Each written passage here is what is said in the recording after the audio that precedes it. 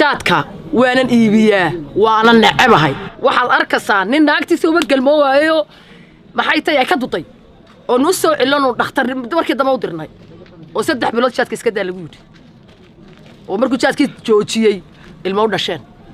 ayaan u taagnaa anagu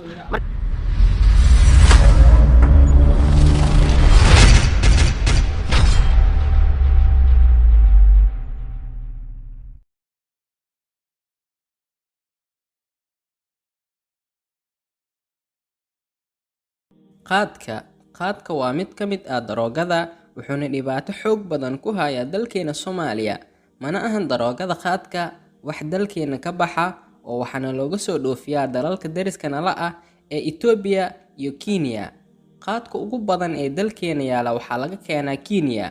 laakiin markuu madaxweynaha ahaa mudane Maxamed Cabdullaahi Farmaajo ayaa gabi ahaanba la joojiyay qaadka Kenya ama waa laga mamnuucay guud ahaan dalkeena Soomaaliya laakiin qaadleyda dawladda dhag jalaq uma siin jirin oo qaadka waxay ku keeni jireen dooman gabaari iyo diyaaradaba laakiin maamulka gobolka Banaadir markii ay helaan xogta in qaadka Kenya lagu keenayo dooman gabaari iyo diyaaradaba goob fagaaro ay isugu keeni jireen wayna ka gubi jireen qaadka Kenya looma joojin daroog ahaan waxa loo joojiyay caabuqa coronavirus awgii iyo siyaasad ahaan maadaama ay Kenya duqeymo sharci dara ka fulin jirtay xuduud beenaadka Soomaaliya iyo Kenya waxayna duqeyntaas ku leen jirtay shacab Soomaaliyeed oo masaakiin ah oo aan waxba galabsan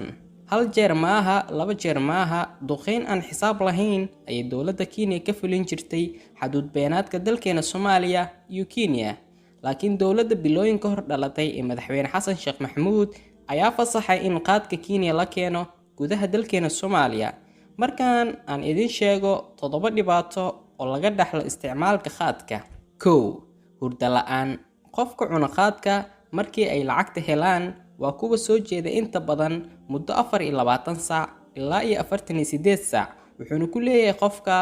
deenalka naga dami indhaha baan xanuunayay indhaheena waa gaduutay nal uma adkeysan karnaa 2 been xad dhaaf ah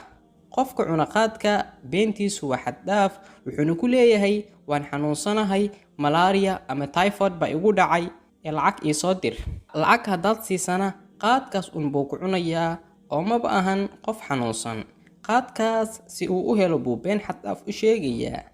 3 duuganimo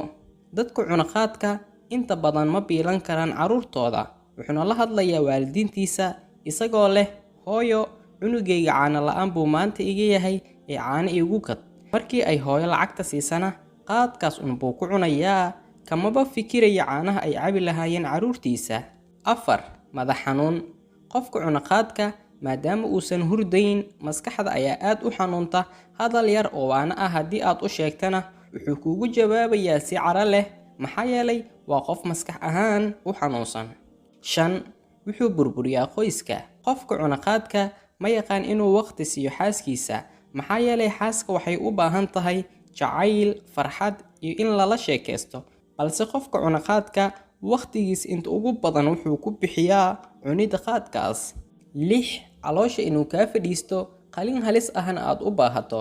waxaad maqlaysaa mararka qaar qofka qaad ayaa caloosha ka fadhiisisay kadib qalin ayuu galayaa ama waxaa maqlaysaa qofka si uu u cunaya ayaa caloosha qaad ka fadhiisisay kadibna wuu geeriyooday laakiin dadka cuna qaadka arintaas waxba uma arkaan oo waa ay sii wadan cunida daroogada qaadka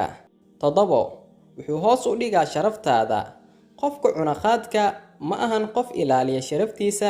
mana yaqaan waxaas waa ceeb lacagtaas oo qaadka ku cuni lahaa qof waliba oo uu la kulmo buu weydiisanayaa ama waa uu shaxaadayaa mana yaqaan wax la yiraahdo cayb